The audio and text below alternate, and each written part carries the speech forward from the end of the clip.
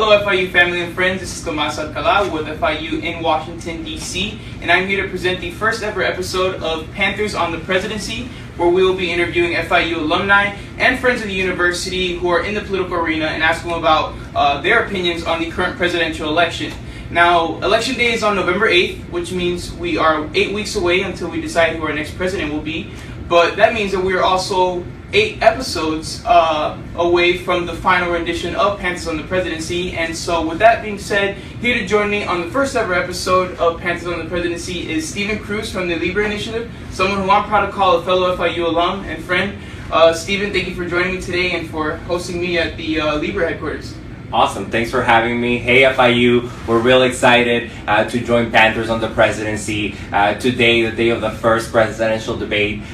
It's exciting times to be in Washington, and I'm sure as you're watching this, you want to know what's happening, what's going on, and what's going to come out of November 8th. So let's get to it. Yeah, so before we begin, Steven, if you don't mind providing us with a bit of background on what the LIBRE Initiative is exactly and what it is that you do here. Sure. So I'm the digital director and a spokesman for the LIBRE Initiative, which is the nation's largest Hispanic outreach group advancing free market ideals with the belief that less government intervention drives prosperity and that freer people are able to make better decisions for themselves. Wonderful. So let's get right to it. Now, recent reports seem to suggest that Donald Trump is doing a bit better with Hispanics. Now, mind you, he's still doing quite poorly, but nonetheless, it seems that he's narrowed that gap a bit.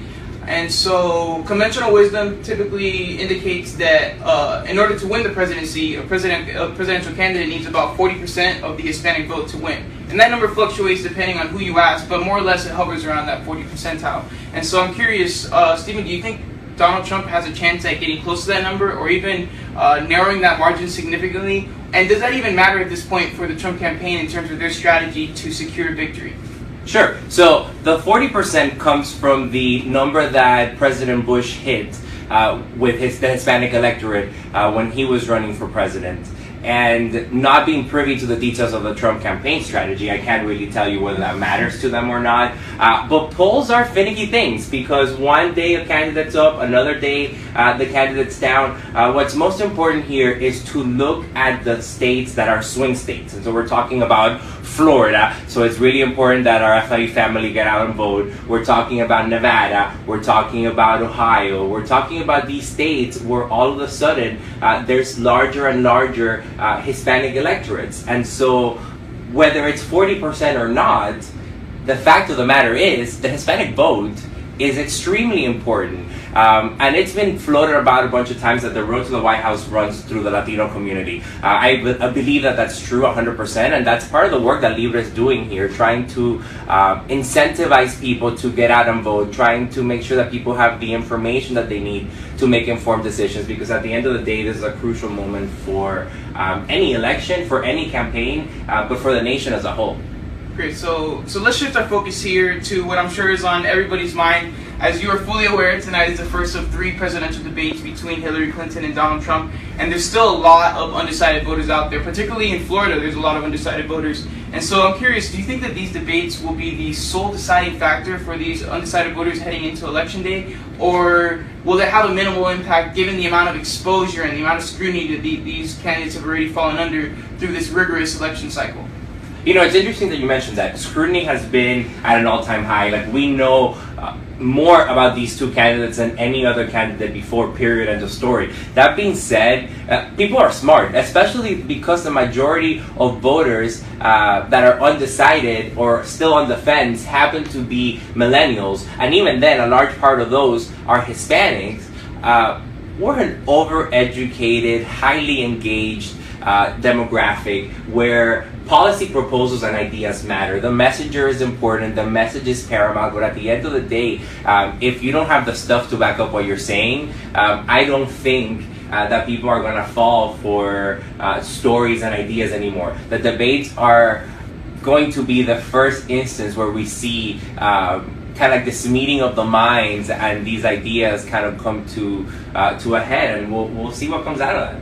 So what does Hillary Clinton need to do tonight and in the debates ahead to secure a path to victory?